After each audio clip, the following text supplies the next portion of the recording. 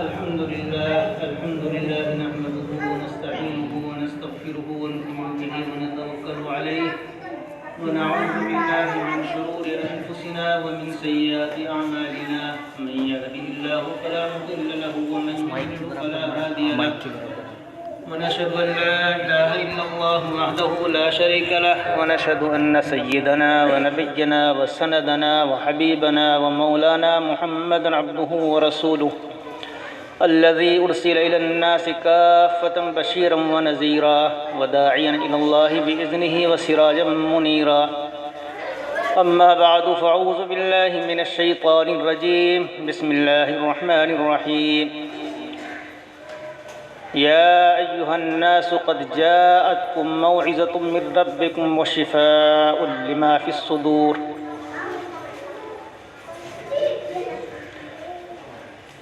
برادران اسلام، محترم سامعین، انسان کو اللہ نے دو چیزوں سے پیدا کیا. دو چیزیں انسان کے اندر ہے جو اس کا خاصہ ہے، جو اس کا وجود ہے، وہ دو چیزوں پر منحصر ہے. ایک تو اس کا ایک ظاہری ڈھانچہ ہے، جسم ہے، ہاتھ پیر، سر سے لے کر پیر تک جو سراپا ہے اس کا، جو ہمیں نظر آتا ہے سامنے. انسان چلتا ہے، پھرتا ہے، حرکت کرتا ہے تو اس کے ظاہری ڈھانچہ ہمیں نظر آتا ہے کہ یہ انسان ہے. اور ایک چیز اور اس کے اندر ہے، وہ نظر نہیں آتی، اسے کہتے ہیں روح. قرآن کریم میں اس روح کا بھی ذکر ہے. اللہ کے رسول صلی اللہ علیہ وسلم سے پوچھا تھا وَيَسْأَلُونَكَ عَنِ الرُّوحِ، یہ آپ سے روح کے بارے میں سوال کر رہے ہیں، یہ روح ہے کیا چیز؟ اللہ نے جواب دیا کہ ان کو کہہ دو قُلِ الرُّوحُ مِنْ أَمْرِ رَبِّي، روح میرے رب کا حکم ہے. اللہ نے اس انسان کو جب پیدا کیا تو زمین سے مٹی منگائی، فرشتوں کو بھیجا. تفصیلی حدیث ہے، وہ مجھے لمبی حدیث آپ کو نہیں بتانی چونکہ وقت کھانے کا ہے، بہت کم وقت ہے. تو اس مٹی سے انسان کے وجود کو اللہ نے بنایا، ظاہری ڈھانچہ اس کا جسم، اور اسے بنا کر، اور دیکھو ساری چیزوں کو اللہ نے لفظ کن سے بنا دیا، کن فیکون. کسی چیز کو جب اللہ نے پیدا کرنا چاہا تو کہا کہ ہو جا، تو وہ بن گئی فوراً. انسان کے لیے ایسا نہیں کیا اللہ نے. قرآن ہمیں بتاتا ہے کہ انسان کے اس وجود کو جب اللہ نے بنایا تو اپنے ہاتھوں سے بنایا. لما خلقت بیدی، اپنے دونوں ہاتھوں سے. اللہ کے جیسے بھی ہاتھ ہیں، ہم اس کو بیان نہیں کر سکتے اللہ کا وجود کیسا ہے، اس کی شان کے لائق جیسے اس کے ہاتھ ہیں. انسانی اعضاء اور اجسام پر اسے قیاس نہیں کیا جا سکتا اللہ کو کہ جیسے ہمارے ہاتھ ہیں، ہمارے پیرے سے اللہ کہے، نہیں، ہرگز نہیں. تو انسان کو جب پیدا کیا، لما خلقت بیدی، میں نے اپنے دونوں ہاتھوں سے اس کو پیدا کیا. اور اس کو اسی وجہ سے پھر آگے ایک جگہ پر فرمایا لقد کرمنا بنی آدم، ہم نے اس آدم کے بچے کو، اس آدم کی اولاد کو، حضرت آدم سے لے کر پوری انسانیت کو بہت اچھے سانچے میں ڈھالا ہے. ایسا وجود کسی کا نہیں جیسا انسان کا ہے. چوپائے ہیں، چار پیروں پر چلتے ہیں. انسان کا جیسا چہرہ مہرہ، سر سے پیر تک، ہاتھ پیر، جس انداز سے اس کو اللہ تعالیٰ نے تشکیل فرمایا، شکل دی، ایسی شکل کسی دوسرے کو عطا نہیں کی. تو اللہ نے خود اس کی شہادت دی کہ بہترین سانچے میں ڈھالا. اس کا وجود کتنا اچھا ہے، ظاہری وجود. اور اس ظاہری وجود میں پھر اللہ نے وَنَفَخْتُ فِيهِ مِن رُّوحِي، میں نے اپنی روح اس میں پھونک دی، اپنی طرف نسبت کی روح کی. اب جیسے ہی حدیث میں آتا ہے کہ اللہ نے اس آدم کے پتلے کو مٹی سے بنا کر کے جہنم کے کونے میں ڈال دیا، برسوں پڑا رہا. شیطان آ کر دیکھتا تھا کہ پتہ نہیں کیا چیز بنائی ہے، کیسا وجود ہے. اس کے اندر گھس کر دیکھتا تھا۔ شیطان بہت بڑا عالم تھا، طاؤس الملائکہ اس کو کہا جاتا تھا، فرشتوں کا سردار۔ تو اسی شیطان نے، ابلیس نے دیکھا کہ یہ جو بنایا ہے اللہ نے، جنت میں رہتا تھا یہ بھی، یہ ہے کیا چیز؟ چنانچہ اندر اس کے گھس کر دیکھا شیطان نے، سب جگہ چلا گیا۔ اور آج بھی حدیث ہے، ایک اللہ کے رسول صلی اللہ علیہ وسلم نے فرمایا یجری مجرى الدم، انسان کے جسم میں ایسے گھومتا ہے وہ جیسے نسوں میں آپ کی خون دوڑتا ہے، لیکن ایک جگہ ایسی ہے کہ وہاں یہ نہیں جا سکتا، اس کی رسائی وہاں تک نہیں ہے، وہ ہے انسان کا قلب، قلب مومن۔ دل میں اندر گھس نہیں سکتا، باہر سے وسوسہ تو ڈالتا ہے، اور وسوسہ بھی آگے سے نہیں ڈال سکتا۔ جب انسان کوئی گناہ کا خیال کرتا ہے تو آپ تجربہ کریں، جب بھی گناہ کا خیال انسان کو آئے گا تو پیچھے سے کمر کی طرف سے جیسے ڈنک سا لگتا ہے، کچھ دل میں ایک احساس پیدا ہوگا، اس وسوسہ پیدا ہوگا، تو پیچھے سے آ کر کے وسوسہ ڈالتا ہے۔ تو وہ قلب مومن جس کو اللہ نے بنایا، اس قلب کا کام یہ ہے کہ وہ پورے بدن کو قائم رکھتا ہے، وہ اگر قائم ہے تو پورا بدن قائم ہے۔ ایک حدیث ہے، فرمایا جناب محمد رسول اللہ صلی اللہ علیہ وسلم نے، الا ان فی الجسد مضغۃ اذا صلحت صلح الجسد کلہ واذا فسدت فسد الجسد کلہ الا وہی القلب۔ یہ الا کا جو لفظ بولا جاتا ہے عربی میں، جب آدمی کوئی غفلت میں ہو تو اسے متوجہ کرنے کے لیے سنو، ارے کہاں دیکھ رہے ہو، سنو، اس انداز کا یہ الا کا لفظ عربی میں، سنو۔ انسان کا جو ظاہری وجود ہے اس میں ایک گوشت کا چھوٹا سا لوتھڑا ہے رکھا ہوا، وہ گوشت کا چھوٹا سا لوتھڑا ایسا ہے اذا صلحت صلح الجسد کل، اگر وہ صحیح ہے، درست ہے، تو پورا جسم درست ہے، صحیح ہے، اور اگر اس میں فساد پیدا ہو جائے، ذرا سی خرابی پیدا ہو جائے قلب میں، تو پورا جسم بیکار ہے، کام نہیں کرتا۔ اس قلب کے ساتھ ساتھ ایک چیز روح بھی ہے جو اس قلب کو بھی زندہ رکھتی ہے، اس کا مقام روح کا مقام اس سے بھی اوپر ہے۔ بعض حضرات نے لکھا ہے کہ دیکھو انسان کے جسم میں اللہ نے بعض اجزاء رکھے ہیں عجیب، یہ صوفیہ جو ہیں، خانقاہی لوگ، یہ بھی اس کا اظہار کرتے ہیں۔ تو اللہ نے رکھا ہے ان اجزاء میں سے روح بھی ہے، قلب بھی ہے، سر ہے، خفی ہے، اخفا ہے۔ صوفیہ کے ہاں اس پر بحث کی جاتی ہے، مجھے اس میں جانا نہیں، آپ کو بتانا ہے کہ روح ہے کہ قلب ہے۔ روح کہاں ہے؟ ویسے تو انسان کے پورے جسم میں روح پھیلی ہوئی، اگر روح کسی جسم کے کسی حصے سے اپنا ساتھ چھوڑ دے تو وہ جسم مردہ ہو جائے۔ آپ نے دیکھا ہوگا کہ بھئی ایک آدمی کا ہاتھ میں فالج پڑ گیا، اس کا ہاتھ کام نہیں کر رہا ہے، اٹھ نہیں رہا ہے، پیر نہیں اٹھ رہا ہے اس کا،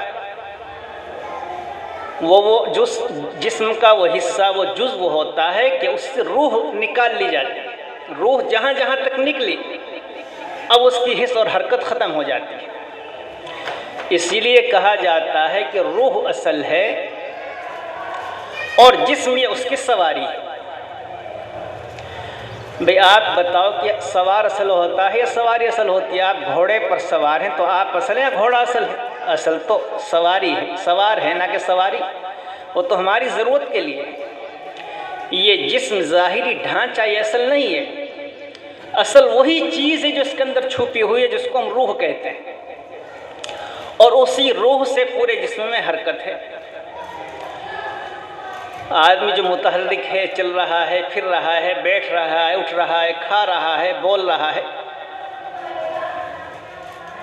یہ ساری اس روح کی کرشمہ سازی ہے۔ اگر وہ روح نہ ہو، انسان کو زبان پر فالج پڑا، روح نکلی وہاں سے، زبان اٹھنی بند ہو گئی، چلنی بند ہو گئی، بولنا بند ہو گیا۔ اور اگر پورے جسم سے انسان کی روح نکلتی ہے، نکال لی جائے تو اس کو کہتے ہیں لاشائے بے جان۔ لاش، لاش کا مطلب جانتے ہیں؟ لاش یہ عربی کا لفظ ہے، اردو میں اس کو ہم استعمال کرتے ہیں، لاش پڑی ہوئی ہے۔ لاش، لاش کا مطلب لاش ہے، اب یہ کچھ نہیں رہا۔ جیسے ہماری دیہاتی زبان میں کہتے ہیں تو مٹی ہے بھائی، انسان کا جسم مٹی ہو جاتا ہے، مٹی سے بنا تھا مٹی بن گیا، وہ روح جیسے ہی نکلی اب حس و حرکت ختم بالکل۔ اور روح جب تک باقی ہے تو انسان چل بھی رہا ہے، بول بھی رہا ہے، پھر بھی رہا ہے، کھا بھی رہا ہے، سارے کام کر رہا ہے۔ تو پتہ چلا کہ اس جسم کو جو چلا رہا ہے، جو چیز اس میں حرکت پیدا کر رکھی ہے جس نے، اور سارا دنیا کا نظام جس کی وجہ سے چل رہا ہے اس انسان کی وجہ سے، اس کی اصل وہ روح ہے جو اس کے اندر چھپی ہوئی ہے۔ وہ جیسے ہی نکل جائے گی تو یہ لاش بن جائے گی، مٹی بن جائے گا، نہ اس میں حرکت ہوگی، نہ چل سکے گا، نہ اٹھ سکے گا۔ اور دیکھو اللہ کی عجیب حکمت، روح جب انسان کی نکلتی ہے تو پیروں کی طرف سے نکلتی ہے، پیروں کی طرف سے، سر کی طرف کو۔ جب انسان کا آخری وقت آتا ہے کہتے ہیں نا بھائی دیکھو پیر ٹھنڈے ہو گئے اس کے، سب سے پہلے غرغرے کے وقت پیروں پر ہاتھ لگا کر دیکھا جاتا ہے بھائی اس کے تو پیٹ ٹھنڈے ہو گئے۔ اللہ تعالیٰ پیروں کی طرف سے روح کو نکالتا ہے سر کی طرف کو۔ جانتے ہیں ایسا کیوں کرتا ہے اللہ تعالیٰ؟ اللہ حفاظت فرمائے، اس وہ بڑا نازک وقت ہوتا ہے، بہت نازک وقت۔ بھلا 40-50 سال تک جس روح کا تعلق جسم سے ہوتا ہے اس کو جب الگ کیا جاتا ہے، جیسے دھاگا الجھا ہوا سلجھایا جاتا ہے ایک چیز، یا گوشت کو الگ کیا جاتا ہے، ریشے ایک دوسرے میں سمائے ہوئے ہیں، اس کو جب الگ کیا جاتا ہے تو روح کا حال یہی ہے کہ جہاں وہ سمائی ہوئی ہے بہت زمانے سے، 40 سال 50 سال کی عمر، جب وہ اس سے جدا ہوتی ہے تو اتنی تکلیف ہوتی ہے، اس قدر تکلیف ہوتی ہے کہ اس کو بیان نہیں کیا جا سکتا۔ اور اللہ حفاظت فرمائے جو اللہ کے گنہگار بندے ہیں ان کے سامنے جو ڈراؤنی بھیانک شکلیں آتی ہیں، بھیانک صورت میں اللہ کے فرشتے آتے ہیں، عذاب کے فرشتے، اگر اس کے پیروں سے ٹانگوں سے پہلے روح نہ نکلے، اللہ کی یہ بھی حکمت ہے، تو وہ اٹھ کر بھاگنے لگے، ڈرے، چیخے مارے، ادھر ادھر بھاگے۔ پہلے اس کے پیروں ہی کو ایسا کر دیا جاتا چل ہی نہ سکے۔ اب وہ ان ڈراؤنی شکلوں کو دیکھ رہا ہے، خوف زدہ ہے، حالانکہ ہمیں اس کا احساس نہیں۔ حضرت مفتی شفیع صاحب نے ایک بڑی عجیب مثال دی ہے عذاب کی کہ بھئی دیکھو، معرف القرآن میں نے کبھی پڑھا تھا، بس پڑھتے وقت مجھے یاد آ گئی بات کہ دیکھو ایک آدمی لیٹا ہوا ہے، اسے خواب آ رہا ہے، ڈراؤنا خواب، آپ کے پاس لیٹا ہوا ہے، وہ ڈر رہا ہے، اسے شیر اس کے اوپر حملہ کر رہا ہے، اژدہا سانپ آ رہا ہے یا کچھ بھی ہو، ڈراؤنا خواب، اور اسے اتنا ڈر لگ رہا ہے، اتنی دہشت ہے، آپ اس کے برابر میں بیٹھے ہوئے پڑے ہوئے ہیں، آپ کو پتہ ہی نہیں کیا ہو رہا ہے، اس کا جسم جوں کا توں ہے، حالانکہ اسے تکلیف ہو رہی ہے، وہ تکلیف محسوس کر رہا ہے ڈراؤنے خواب پر۔ تو ایسے ہی جب روح قبض ہوتی ہے تو اس قدر تکلیف ہوتی ہے شدت کی کہ روح اپنے مسکن کو جس جگہ ٹھہری ہوئی تھی اس سے جدا ہو رہی ہے، بہت زیادہ تکلیف ہوتی ہے۔ اس موقع پر شیطان بھی آتا ہے اور بڑے حربے استعمال کرتا ہے شیطان۔ میں جس چیز کو بتانا چاہتا ہوں کہ قرآن ہمیں کیوں پڑھنا ہے، اصل چیز یہ تھی قرآن سے کیا فائدہ ہمیں ہوگا۔ دیکھو اصل تو زندگی، آخرت کی زندگی ہمیں جانا ہے، اور وہ وقت سب کے اوپر آنا ہے۔ آخری وقت جب غرغرے کا وقت آئے گا، جب موت کی سختی ہوگی اور اللہ تعالیٰ روح نکالیں گے، کل نفس ذائقۃ الموت، ہر ایک کو موت کا مزہ چکھنا ہے، تو اس وقت شیطان آتا ہے، مختلف دلیلوں کے ساتھ آتا ہے، اور یہ کہتا ہے شیطان کہ دیکھو بھئی خدا ایک نہیں ہے، بہت سارے خدا ہیں، اتنا بڑا نظام بھلا کیسے چل رہا ہے کائنات کا، ایک آدمی ایک خدا کیسے چلا لے گا؟ یعنی ایمان کے اوپر ڈاکہ ڈالنے کی کوشش کرتا ہے آخری وقت میں۔ اسی لیے تو حدیث میں ہے کہ اگر کوئی آخری وقت میں ایمان کے ساتھ چلا جائے، کہتے ہیں بھئی ہمارے لیے حسن خاتمہ کی دعا کرنا۔ حسن خاتمہ کا مطلب یعنی ہمارا خاتمہ اچھے طریقے سے ہو جائے، اور اچھا طریقہ کیا؟ یعنی ایمان کے ساتھ، کمال ایمان کے ساتھ جب بندہ دنیا سے جاتا ہے تو وہ آخری وقت میں کوشش کرتا ہے، اور العبرۃ بالخواتیم ایک عربی کی مثل ہے، اعتبار اخیر کا ہے۔ ساری زندگی کسی نے نیکی کی اور آخرت میں ایمان سے پھر گیا تو ساری زندگی کی نیکیاں کارت بیکار، کوئی فائدہ نہیں، اور ساری زندگی گناہ کرتا رہا اور آخری وقت میں ایمان پر اس کی وفات ہو گئی تو وہ کامیاب۔ اسی لیے حضرت تھانوی کہتے تھے، کسی نے پوچھا کہ آپ بہتر ہیں فلاں، ایک موقع پر ہمارے بزرگوں میں کئی لوگوں سے منقول، حضرت گنگوہی کی طرف بھی بعض لوگوں نے نسبت کی اس کی کہ آپ کہا پہلے ہوتی تھی بحث احمد رضا خان وغیرہ، تو حضرت نے فرمایا بھائی ہم نہیں کہہ سکتے کہ ہم بہتر ہیں، ہم تو اس وقت بتائیں گے جب ہماری روح قبض ہو جائے گی کہ ہم بہتر ہیں، وہ ہے سب زندگی میں ساری نیکیاں کی۔ ایک واقعہ لکھا ہے بعض بزرگوں نے، اب ان واقعات پر بہت سے لوگ اعتبار نہیں کرتے، لیکن اللہ والوں کو اللہ تعالیٰ ایسی صفت عطا کر دیتا ہے جو خرق عادت جس کو کہتے ہیں، یعنی عام عادت عام اعتبار سے وہ چیز نہیں ہوتی۔ ایک آدمی ایک اللہ والے کو کہتا تھا کہ میرے بکرے کی داڑھی اچھی ہے آپ کی، آپ اچھے ہیں میرا بکرا۔ اس کے بکرے کی داڑھی تھی، وہ مذاق کرتا تھا حضرت کے ساتھ، تو حضرت فرماتے تھے کہ بھائی ابھی ہم کچھ نہیں کہہ سکتے کہ یہ اچھا ہے یا اچھا۔ تو لکھا ہے کہ جب حضرت کا انتقال ہو گیا اور جنازہ پڑا ہوا تھا چارپائی پر، اس کو لے جا رہے تھے جنازے کو حضرت کے، تو اس کے گھر کے سامنے جب آئے تو وہ کھڑا ہوا دروازے پر، حضرت بیٹھ گئے اور یہ کہا کہ آج بتاتا ہوں الحمدللہ میں تمہارے بکرے سے اچھا ہوں، اللہ نے مجھے ایمان پر موت عطا فرمائی، اور پھر گئے۔ تو اصل چیز یہ ہے کہ ایمان پر خاتمہ ہو جائے، اور ایمان پر خاتمہ کب ہوگا اب یہ سن لیں آپ۔ حدیث میں آتا ہے کہ انسان زندگی میں جیسے اعمال کرتا ہے اسی انداز کی اس کی کیفیت ہوتی چلی جاتی ہے۔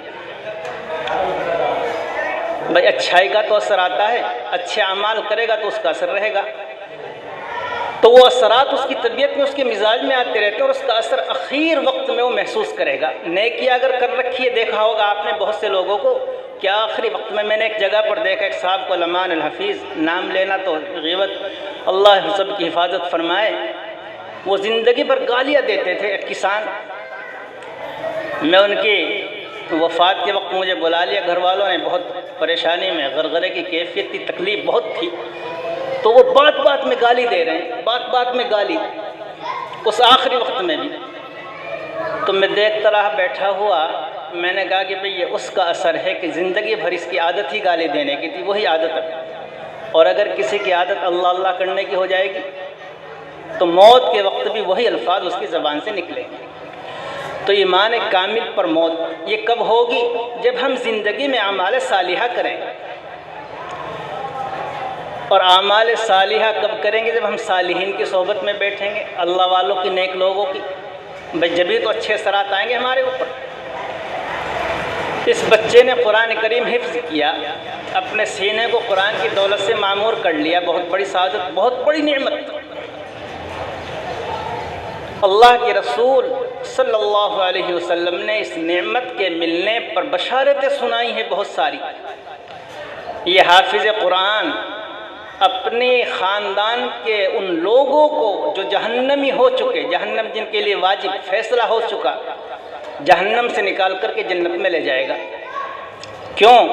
اس لیے کہ اللہ کا کلام، اللہ کی یہ جو صفت ہے، بہت بڑی نعمت اللہ کی، اس نعمت کو، اللہ کی اس صفت کو اپنے سینے میں چھپائے ہوئے ہیں۔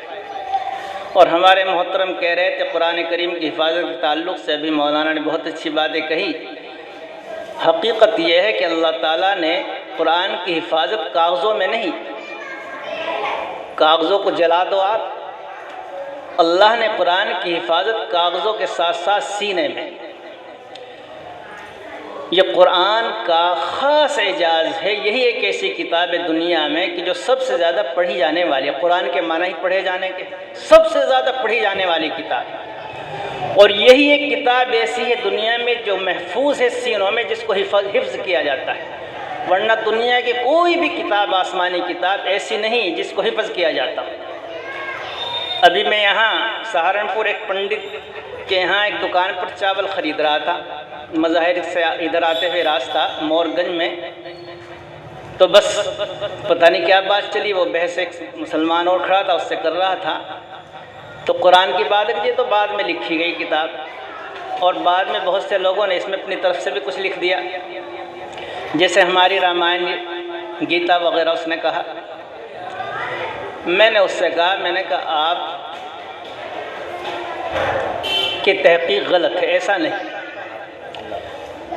اور پھر میں نے اور دوسری باتیں کہنے کے ساتھ ساتھ یہ اس کو کہا، یہی ایک ایسی کتاب ہے دنیا کی جو سینوں میں چھپی ہوئی ہے، محفوظ ہے، آپ مجھے دکھائیں اس کے علاوہ کسی کتاب کا کوئی حافظ ہے دنیا میں؟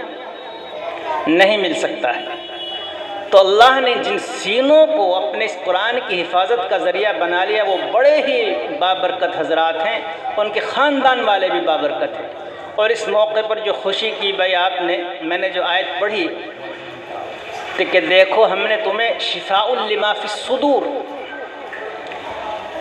اندر کی جو بیماریاں ہیں، روح کی بیماریاں، دل کی بیماریاں، ایک تو ظاہری بیماری، ظاہری بیماری کے لیے ہم علاج کرتے ہیں، دوائی لیتے ہیں، بھائی بخار ہو گیا چلو پیراسیٹامول لے لو، بھائی کونین لے لو، کچھ اور لے لو دوائی، درد کی دوائی، مرہم لگانے کے لیے زخم کہیں ہے تو مرہم لے لو۔ ایک بیماری اور ہے جو اندر چھپی ہوئی رہتی ہے، روح، وہ بھی بیمار ہو جاتی ہے۔ روح جب بیمار ہوتی ہے تو انسان سے برے اعمال کا ظہور ہونے لگتا ہے، سمجھو کہ اب اس کا دل سیاہ ہو چکا ہے، جس کا دل سیاہ تاریک ہو جائے وہ برائیاں کرے گا، اندر کی بیماری ہے۔ اسی روح کی بیماری کے لیے اللہ نے قرآن بھیجا۔ ظاہری بیماریوں کے لیے جیسے یہاں دوائی یا علاج ہے، دنیا میں بہت ساری دوائیاں ہیں، دیسی دوائی بھی ہے، انگریزی دوائی بھی ہے، ہومیوپیتھک کی دوائی بھی ہے، ساری دوائیاں اسی زمین سے بن رہی ہے، جس زمین سے جس انسان کا جسم بنا، جہاں سے جسم بنا ہے، یہ مٹی ہی سے تو بنایا تھا جسم اللہ تعالیٰ نے، اسی مٹی میں اس جسم کی ظاہری جسم کی دوائیاں بھی ہیں، ساری دوائیاں، لکل داء دواء، ہر مرض کی دوا اللہ نے پیدا کی۔ یہ الگ بات ہے کہ بھئی اس دوائی تک انسان کی رسائی نہ ہو، ذہن نہ پہنچے، لیکن ہر مرض کی دوائی ہے، اور مرض کے موافق جیسے ہی دوائی مل جاتی ہے تو مرض ٹھیک ہو جاتا ہے، یہ بھی حدیث ہے۔ آدمی کہتے یار بھی دوائی کھائی میں نے نہیں ٹھیک ہوا، تو آپ دوسری دوائی کھائیں، اور اس کے ساتھ ساتھ ایک چیز پر عمل اور کر لیا کریں، صدقہ کر دیا کریں، صدقہ بھی بیماریوں سے نجات دلاتا ہے۔ تو روح جب انسان کی بیمار ہوئی تو اللہ نے اس بیماری کے علاج کے لیے جہاں سے روح آئی تھی، روح کہاں سے آئی بھائی؟ آسمان سے۔ نفخت فیہ من روحی، اللہ کہہ رہا ہے کہ میں نے جنت میں اس کا پتلا بنا کر رکھا تو میں نے پھر اس میں اپنی روح ڈالی، تو روح کہاں سے آئی تھی؟ آسمان سے، اللہ کے پاس سے، امر ربی ہے روح، جہاں سے روح آئی وہیں سے روح کا علاج بھی آیا۔ اگر روح بیمار ہو جائے تو اللہ تعالیٰ نے روح کے علاج کے لیے وہیں سے بھیجی ہدایات، نبیوں کو بھیجا، رسولوں کو بھیجا، آسمانی کتابوں کو بھیجا، صحیفے بھیجے، آسمانی صحیفے، یہ ساری چیزیں کہاں سے آئی ہیں؟ جہاں سے روح آئی۔ تو انسان کو ظاہری بیماریوں کے لیے اللہ نے اگر اس کا علاج یہاں پیدا کیا تو روحانی بیماریوں کے لیے بھی اللہ تعالیٰ نے انسان کے لیے جہاں سے روح بھیجی وہیں سے اس کا علاج بھی بھیجا، قرآن کریم۔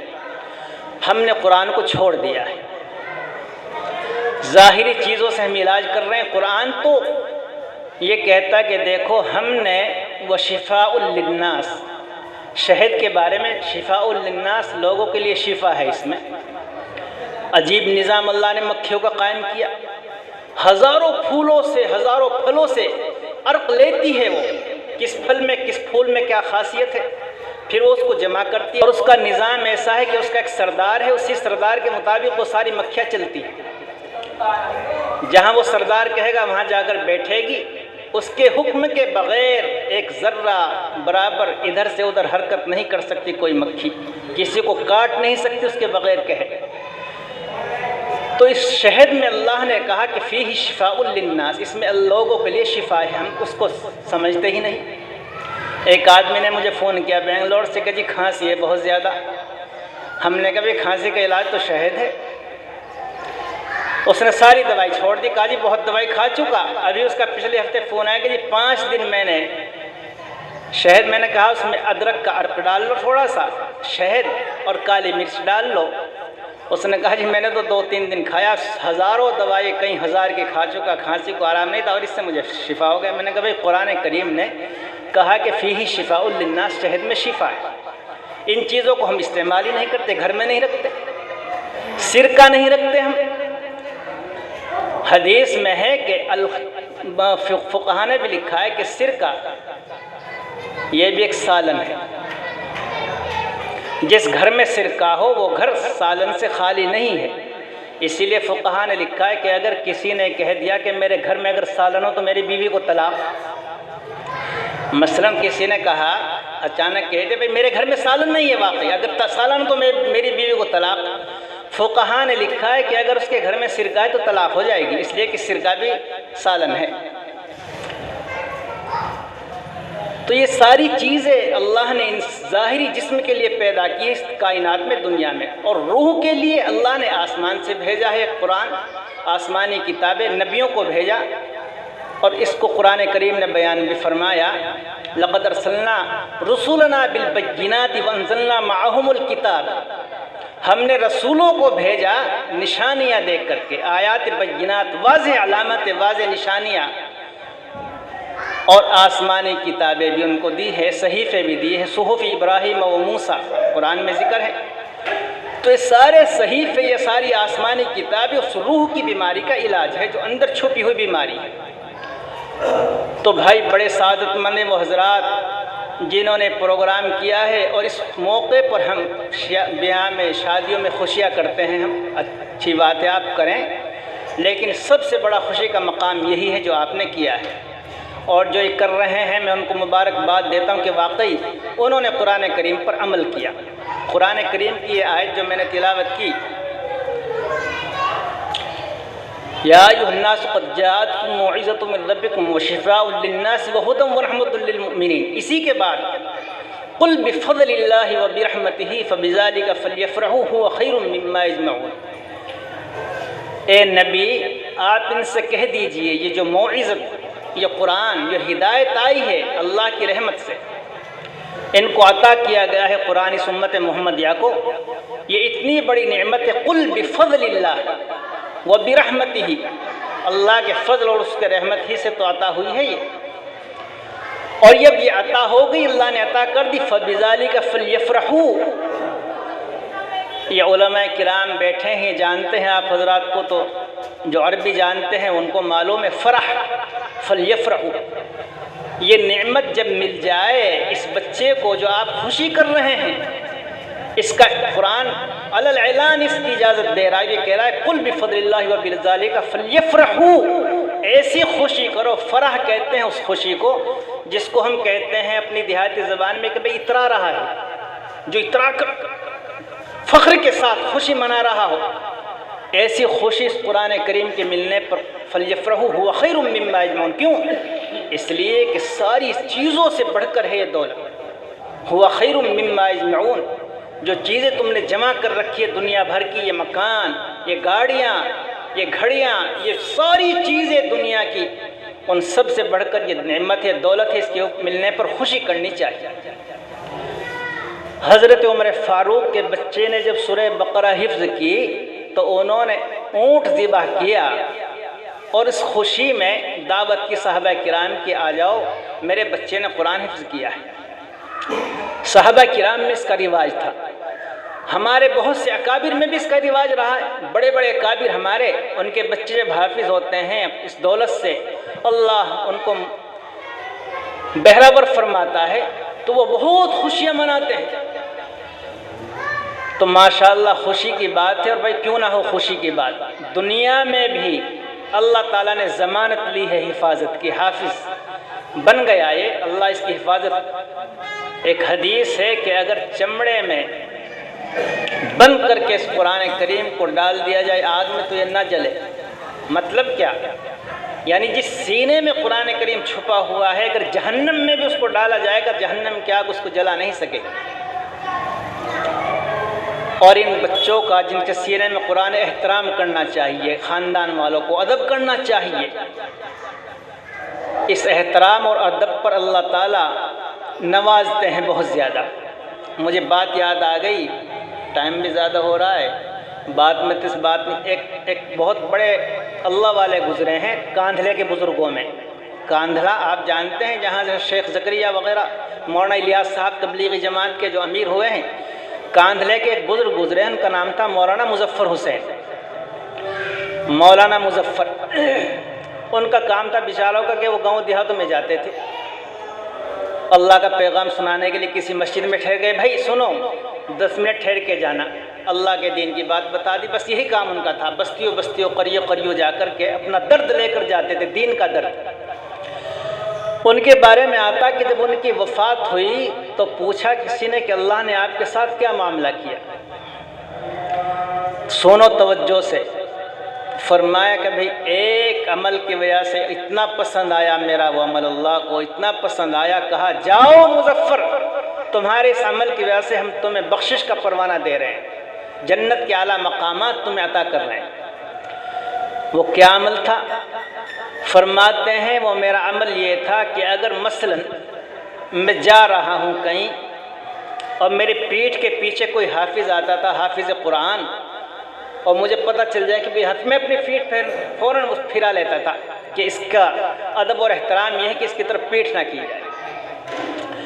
اگر میں پیر پھیلائے بیٹھا ہوا ہوں اپنی مسند پر، کبھی بیٹھ جاتے تھے اور کوئی حافظ آ گیا، پتہ چلا مجھے حافظ ہے، تو فوراً میں اپنے پیر کو سکیڑ لیتا تھا، اکٹھا کر لیتا تھا۔ اس حافظ کے سینے میں جو قرآن ہے اس کے احترام ہے۔ آج کل تو افسوس ہوتا ہے ہم تو ان حافظوں کو گالی تک دے دیتے ہیں۔ بھلا ارے بھائی جب گالی آپ اس کو دے رہے ہیں تو اس کے سینے میں چھپا ہوا جو قرآن ہے کیا اس کو گالی نہیں دی جا رہی ہے؟ الامان الحفیظ، اس کے وجود میں جو چیز پیوست ہو گئی قرآن کریم، سینے میں اس کے نقش ہو گیا، اس کو بھی گالی دی جا رہی ہے۔ اس لیے ان بچوں کا احترام کرو، یہ آپ کی بخشش کا ذریعہ ہیں۔ اور یاد رکھو کہ قرآن کریم جو پڑھیں گے ایک ایک حرف پر ثواب ملتا چلا جائے گا ماں باپ کو۔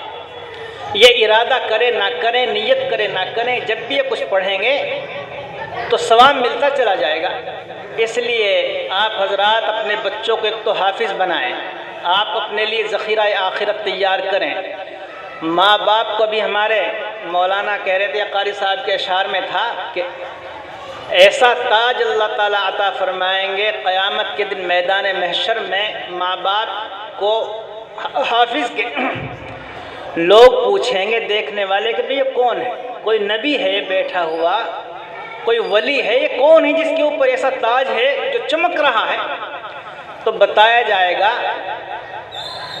کہ یہ حافظ کے ماں باپ ہے، حافظ قرآن کے ماں باپ، ان کو اللہ تعالیٰ ایسے تاج عطا فرمائیں گے، دنیا میں بھی ان کی حفاظت اللہ تعالیٰ فرمائیں گے۔ تو بڑے ہی بابرکت اور سعادت مند ہے وہ حضرات جن کے بچے حافظ ہو جائیں، بڑی خوشی آپ نے کی ہے، یہ خوشی کرنی چاہیے۔ اور اس پر میں آپ کو مبارکباد پیش کرتا ہوں کہ آپ نے ماشاءاللہ خوشی کی۔ وقت نہیں ہے ورنہ تو اور بھی بہت ساری چیزیں قرآن کریم کے تعلق سے کہنے کو طبیعت چاہ رہی تھی۔ بس ایک آخری درخواست یہ ہے کہ آپ کا کوئی بچہ قرآن کی دولت سے محروم نہ رہے، چاہے تھوڑا سا حصہ ہی کیوں نہ ہو۔ ایک حدیث ہے، جس سینے میں، جس دل میں قرآن کا ذرا سا بھی حصہ نہیں، وہ دل ایسا ہے جیسے ویران گھر، اجڑا ہوا، کل بیت الخریب کے الفاظ حدیث میں آتے ہیں، اجڑا ہوا دل، وہ اجڑا ہوا گھر جیسے ہوتا ہے ایسے ہی وہ دل۔ اس لیے اگر آپ اپنے بچے کو اسکول بھیج رہے ہیں، کالج بھیج رہے ہیں، آپ بھیجیں، میں اس سے منع نہیں کرتا، آپ پڑھائیں، لیکن اس کے ساتھ ساتھ ایمان اور عقیدے کی مضبوطی بھی ضروری ہے۔ اپنے بچوں کو آپ اپنے دین کی تعلیم بھی دیں، خصوصاً قرآن کریم سے کوئی بچہ محروم نہ رہے۔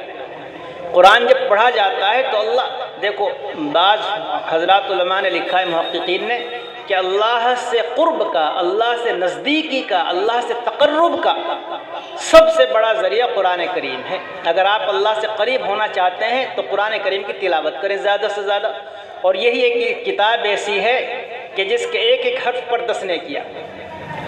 آپ قرآن کریم پڑھ رہے ہیں الحمدللہ رب العالمین، حدیث میں آتا ہے کہ یہ نہ کہو کہ الحمد ایک لفظ ہے، الف ایک لفظ، لام ایک لفظ، ہا ایک لفظ، میم ایک لفظ، دال ایک لفظ۔ الحمد میں کتنے الفاظ ہو گئے؟ اور ہر لفظ پر 10 نیکی۔ اور اگر اسی کو آپ باوضو پڑھیں تو 20 نیکیاں بغیر دیکھے، اور اگر وضو کے ساتھ دیکھ کر پڑھیں اسی کو ایک حرف پر 30 نیکیاں۔ نماز میں پڑھیں تو بعض حضرات نے لکھا ہے 50 نیکیاں۔ بعض حضرات نے لکھا ہے کہ نماز کے جو اعضاء اور ارکان ہیں، بعض نے تو سجدے کو کہا کہ سب سے بڑا رکن ہے، اس لیے کہ سجدے میں انسان اپنی پیشانی اور ناک کو رگڑتا ہے زمین پر۔ ناک ایک عزت کی چیز ہے، نہ کہتے بھائی ناک کٹ گئی، اس نے تو ناک کٹوا دی۔ اس ناک کو ایک عزت کی چیز سمجھا جاتا ہے۔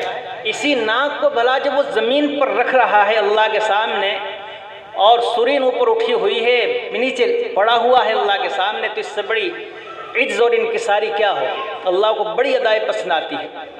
لیکن ہمارے بعض علماء نے لکھا ہے کہ سب سے اہم اور عظیم رکن نماز کا وہ قیام ہے، اور اس کی وجہ یہی لکھی ہے کہ اس میں اللہ کا کلام قرآن کریم کی تلاوت کی جاتی ہے۔ تو قرآن کریم پڑھنا ثواب، اس کا دیکھنا بھی ثواب، اس کا چومنا ثواب، اور اس سے محبت رکھنا ثواب، اس کے پڑھنے والوں سے محبت رکھنا ثواب، ان کے لیے خرچ کرنا ثواب، یہ ساری چیزیں ثواب کی اس میں آتی ہیں۔ آپ حضرات کا کھانے کا بھی وقت ہے، نماز کا بھی وقت ہے، بس اللہ تعالی ہمیں عمل کی توفیق عطا فرمائے، اور اپنے بچوں کو آپ قرآن کریم سے جوڑیں۔ ہمارے یہاں مدرسہ فیض الرشید میں آپ زیادہ سے زیادہ بچوں کو بھیجیں۔ قاری اسرار صاحب ماشاءاللہ بڑے محنتی ہیں آپ کے یہاں کے، یہ بچہ وہیں حافظ ہوا ہے، اللہ تعالیٰ اسے اس کے اوپر استقامت بھی عطا فرمائے، اور اس کے ماں باپ کے لیے ذخیرہ آخرت اس کے خاندان والوں کے لیے بنائے، اور جنہوں نے سنا ہے اس کے والد بھی نہیں ہے بیچارے، جن لوگوں نے یہ اہتمام کیا ہے اللہ تعالیٰ ان کو بھی اس کا اچھا بدلہ عطا فرمائے۔ بہت خوشی کی بات ہے، اور خوشی کی آپ نے بہت اچھا کیا ہے، اس پر خوشی کرنی چاہیے۔ اللہ عمل کی توفیق عطا فرمائے۔ وآخر دعوانا